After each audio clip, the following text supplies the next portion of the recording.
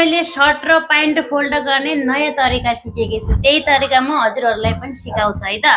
Video हेरिरहनु होला। पहिला चाहिँ हामीहरूले सर्ट कसरी फोल्ड गर्ने भने चाहिँ पहिला चाहिँ हामीले यस्तरी गर्थ्यौँ हैन, यस्तरी गरेर दराजमा अथवा कबर्डमा राख्थ्यौँ। प्यान्ट चाहिँ यस्तरी फोल्ड गर्थ्यौँ, हो कि होइन ल भन्नुहोस् त।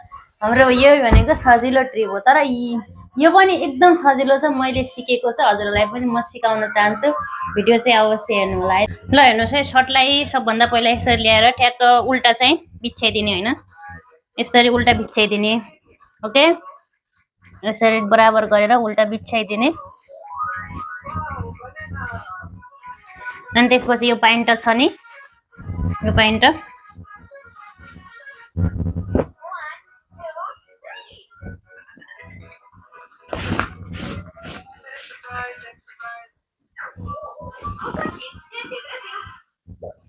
यताबाट पनि मोडिदिने, उताबाट पनि यो तरिकाले मजाले मोडिदिने। अनि त्यसपछि चाहिँ माथिको बाहुलालाई यसरी माथि ल्याउने, यताबाट पनि धेरै नमोड्ने है, धेरै नमोड्ने, यतिको मोडेर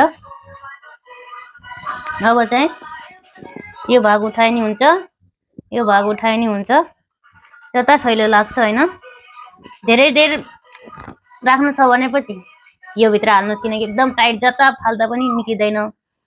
थोरै थोरै टाइमको लागि चाहिँ आफूले लगाइराख्ने कपडा हो भने चाहिँ यसमा हालिदिनुहोस्।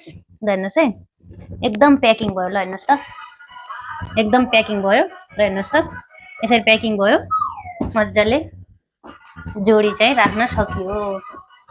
आइडिया राम्रो लाग्यो भनेपछि लाइक सेयर र कमेन्टमा भन्नु होला कस्तो लाग्यो आइडिया। अनि भिडियोलाई सेभ अथवा सेयर गरेर पनि राख्नु होला। र यही तरिकाले हजुरहरू पनि फोल्ड गरेर मजाले कबर्डमा दराजमा राख्न सक्नुहुनेछ। Thank you.